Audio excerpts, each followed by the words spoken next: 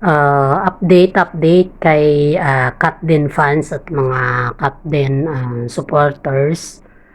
Um, Ngayong kaganapan sa ngayong araw na to ay si Katrin pala ay nakadepende sa kasuotan ni Alden. Kung lumalabas pala sila sa halimbawa sa restaurant or sa mga mall show or kahit saan sila lumabas, palagi pala yung kung ano yung damit ni Alden, yun din yung gagamitin ni Katrin na kulay na damit para twinny sila. Kasi sila ngayon ay tinatawag na the best love team 2024. Tapos si Alden din ay medyo naging okay na rin kay Katrin simula nung naging magkatambal sila sa Hello Love Goodbye. Naging kampante na rin sa Alden, parang yung bang komportable sila sa isa't isa. Kaya ngayon, si Katrin bumisita sa bahay nila Alden Richard at nakita naman ng pamilya ni Alden kung gaano si Katrin makipagsabayan or kung paano siya makikisama ba. Sa lahat kasi ng mga kaibigan or mga bisita, kamag-anak, or kung mga supporters or sa mga lahat ng mga tao na nakikisalamuhan, yung nakasalamuhan ni Katrin. Yun kasi yung tinitignan nila sa kanya, yung marunong siyang makisama. Kaya ang mga pamilya ni Alden Richard ay tuwang-tuwa sa kanya. Parang kumbaga ba namamanhikan na yung dating. Punta naman tayo sa kabilang istorya. Nung nalaman ni Daniel na dumating na si Alden galing sa Hong Kong at magkikita na sila ni Katrin, pumunta si Alden sa bahay ni Katrin at doon ng gulo. Tinawag niya ang mga gwardya na pilit na gusto niyang pumasok, kaso nga lang dahil binan nga ni Katrin siya sa mga gwardya at bawal siyang pumasok kahit sabihin niya na ex pa siya ni Katrin or isa siyang Daniel Padilla or anak siya ng politiko o ganyan. Talagang hindi na siya pinapapasok maliban lang daw kung kakausapin niya si Mami Min ng maayos. Pero hindi si Katrin. Si Mami Min lang ang kakausapin niya.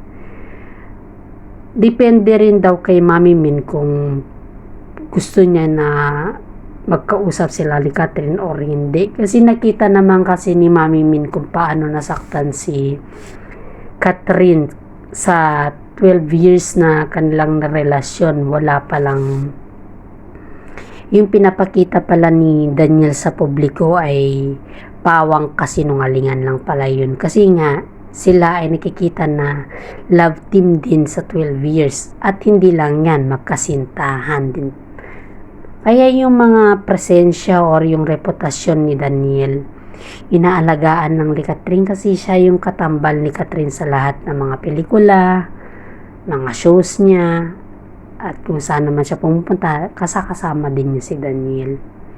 Kaya super protective na girlfriend si Katrin kay Daniel noon. Pero dahil sa nakagawa nga si Daniel ng third party na hanggang ngayon hindi pa niya inaamin sa publiko kung ano yung dahilan ng hiwalayan nila ni Katrin, napapaisip tuloy yung mga tao kung bakit ganon na lang katigas si Katrin sa kanya. Kung bakit kahit anong gawin niya, anong gawin panuyo, kahit wala pa siya dyan or kung ano-ano, yung nakikita mo na talaga si Katrin na sobrang nakapag-move on na. Kaya ngayon si Daniel natatakot rin na kagaya kay si Yan Limba na yung movie niya or yung mall show niya na puno ng monoblock at walang katao-tao. Kaya siguro yun din yung dahilan kung bakit niya pinipilit si Katrin na bumabalik sa kanya kasi gagamitin na naman niya sa kanyang movie. Gaya ng paggamit niya kay Catherine sa 12 years na naging kasintahan niya at naging ka-love team niya. Marami kasing nagsasabi na lumalaki na daw yung ulo ni Daniel since naging katandem niya si Catherine, kasi si Catherine naman talaga ang nagbuhat sa kanya sa kahirapan. Simula nung nag-umpisa yung mga movies nila, nagkaroon na ng income si Daniel simula nung nag-umpisa na yung mga movie nila nung bata pa sila hanggang sa ngayon. Tapos nung napansin ng mga siguro mga direktor na lumalaki na rin yung ulo ni Daniel, medyo halos yung mga endorso ni Daniel ay medyo konti-konti na lang. Pero hindi yung kalakihan na. Mas malaki pa rin kay Catherine. Hindi kasi na yung lahat ng mga investment ni Catherine, yung mga gaya ng mga patayo ng bahay, mga yung investment niya, hawak kasi lahat yun ni DJ, ni Daniel Padilla. Tapos ang ginagawa ni Daniel, hinahawakan niya sa leg si Catherine kasi ang gusto niya, kung ano lang yung gusto ng pamilya ni Daniel, yun lang yung masusunod. Samantala si Catherine, parang sumusunod-sunod na lang kay Daniel kung ano yung gusto niya.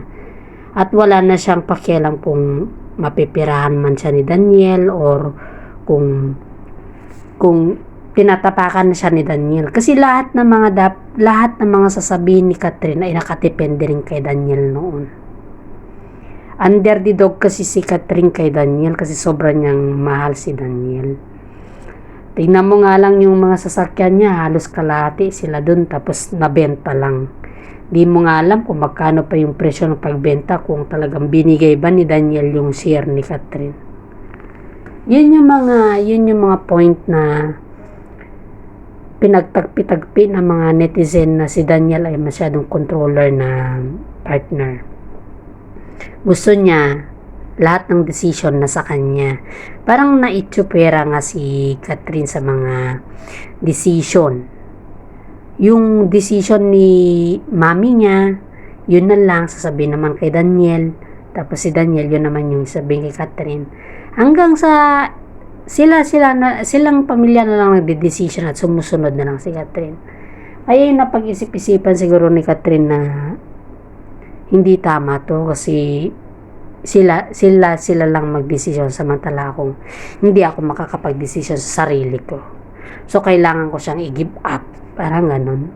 Kasi kapag sa relasyon naman, palagi naman kasi yung may tinatawag tayong give and take. Sa 12 years na naging karelasyon niya si Daniel, parang sunod-sunod na lang na parang aso si Catherine. Palaging si Daniel nga, protective na boyfriend nga din si Daniel, sa publiko lang yun. Pero sa personal, wala na siguro, kasi nakikita mo naman si Catherine na pumapayat nung simula sila ni Daniel. Tignan mo na ngayon yung pagbabago ng katawan ni Catherine. Halos gumanda si Catherine, naging blooming. Bumabalik na yung katawan ni Catherine na may laman ng konti. Kaya ngayon mga netizen na instead na sabihin kay Daniel yan noon, pero kay Alden na sinasabi na maalaga si Alden kay Catherine. Si Mami Min nga, kung kinukumpara mo, parang mas pabor pa si Mami Min kay Alden eh. Kay Daniel noon, parang yung nakikitaan kasi si Daniel masyadong mahangin, yung pananalita niya, parang hindi formal na magsalita si Daniel, kasi palaging kumakain ng gamlet, tapos bubble gum, ganun ba. Samantala pag sa ibang tao naman siya magkipag-ugnayan, yung mga sinasabi niya magkalayo naman sa action niya. Hindi gaya ni Daniel na napaka-professional na magsalita, napaka-please niya magsalita. Tapos ang ganda ng sense of humor ni Alden magsalita sa publiko. Halos totoo naman talaga kasi nakikita naman talaga sa kanya yung paano siya magsalita eh. Nakikita din sa kanya kahit hindi siya magsalita, nakikita din kung ano yung tindig niya sa publiko at tindig niya sa wala sa kamera at tindig niya sa meron ang kamera. Halos parehas lang, hindi siya plastic kumbaga. Kaya yung binansagan na cut din, yun yung naging popular sa lahat at nagbabiral palagi yan. Pinaka-kwan sila kumbaga kung botohan sana sa ngayon, sila yung nananalo. Halos sila lahat laman ng media, halos kahit anong gawin ni Alden na ang gulo kahit saan lang siya pumunta, napicturan lang siya or kung saan, pati rin si Catherine, nagva-viral na kagad yung mga videos nila. Kaya tingin ng mga ibang tao, sila na yung top 1 na sikat sa Pilipinas. Si Daniel naman, mabait naman si Daniel, kaso nga lang may pagkapilyo kung tutuusin mo. Hindi niya kasi tanggap na nawala na si Catherine sa kanya. Dahil kapag tanggap niya na yun, sana may yung okay na sila na sana ngayon. Kaso nga lang dahil sa pagkapilyo niya, mas yung init ng mga fans sa kanya, mas pinapainit pa niya. Parang yung apoy lumalaki na dahil sa ginawa niya. Tama ba naman na pumunta sa bahay ni Catherine, tapos after a day may kadate na siya na taga Batangas na milyonaryang babae. Wala naman siguro mali na makipag-date siya kasi single naman siya. Pero ang mali lang naman kasi dun, ba't pa niya pinipilit si Catherine na makipagbalikan sa kanya kung may iba naman siyang kadate? Ano sa tingin niyo na intention ni Daniel dun? Para lang ba gawing dekorasyon si Catherine dahil may pelikula siya, or gusto niya lang si Catherine dahil ginagamit niya lang siya? Marami kasing posibilidad na magiging rason dyan pagdating sa mga bagay-bagay na ganyan, kung ang intention naman ni Daniel ay yung gawin lang or gamitin lang si Catherine para sa sarili niya, hindi sa para sa lahat or para sa kapakanan din nilang dalawa sana. Kaso nga lang, para lang sa sarili niya. Kaya tuloy to si Mami Min, kahit anong gawin ni Daniel, natatraffic pa rin yung si Daniel sa bahay nila.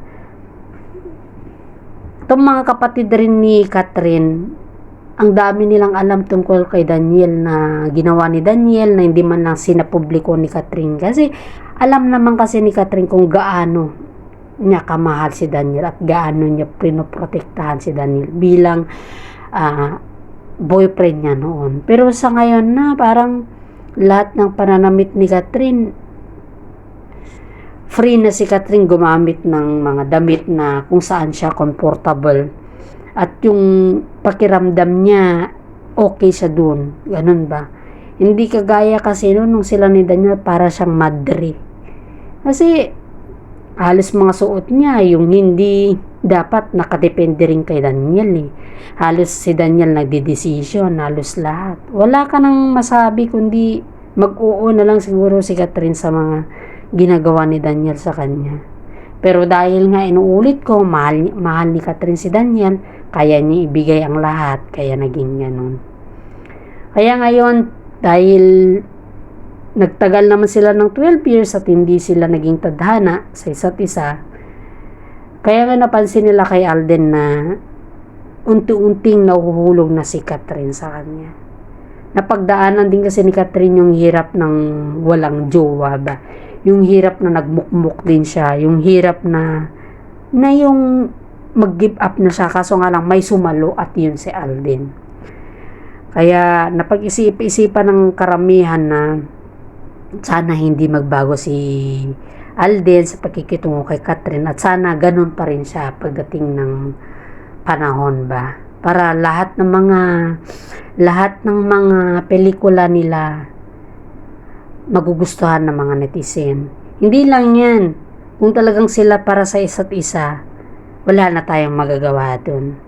Sana naman panoorin nyo tong video ko, And please subscribe and thanks for watching.